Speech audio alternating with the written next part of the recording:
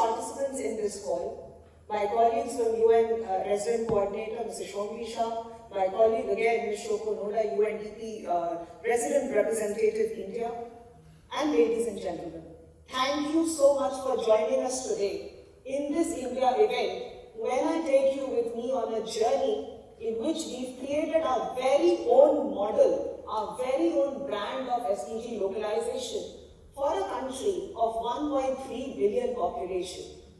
And believe me when I tell you and when I present before you a testament of the success of this model, the ways in which progress has been achieved and has been achieved for the 1.3 billion population across all sectors of development, whether it's the social and human development, whether it's the economic and infrastructure development, or the environmental dimensions of development.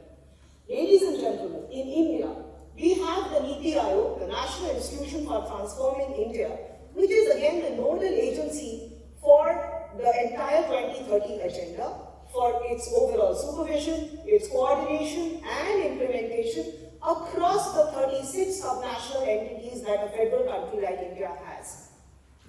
And what have we done as being a nodal agency? Our primary mandate is to develop and build preparedness and capacities across the length and breadth of the country in terms of integrating SDGs in our planning process, in our implementation process, in our monitoring systems, and more so by building in a whole of society approach.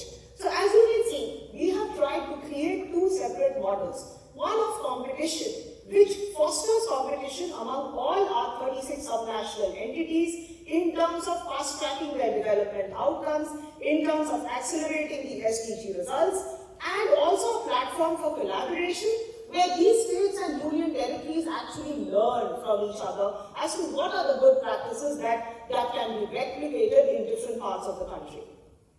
So the Indian model of SDG localization, which is a theme for today, is built on, we built it across 4 pillars. As you can see, the first pillar is creating an institutional ownership. Now we all realize that the entire SDG agenda, with its cross-cutting and interconnections and its trade-offs and synergies, is a very complex paradigm, and therefore we need dedicated institutional structures across the various levels of government, which are focused on these broad SDG, the ambitious targets which are there in the 2015 resolution. And this institutional ownership is something which gives that desired push from the topmost level of policy makers, whether it's our Honorable Prime Minister in the country or it's the Chief Ministers in various states and union territories. The second is definitely, as I mentioned, driving that spirit of competition, because finally we realize that when states compete, when union territories compete, when districts compete, that is when we are able to achieve faster results.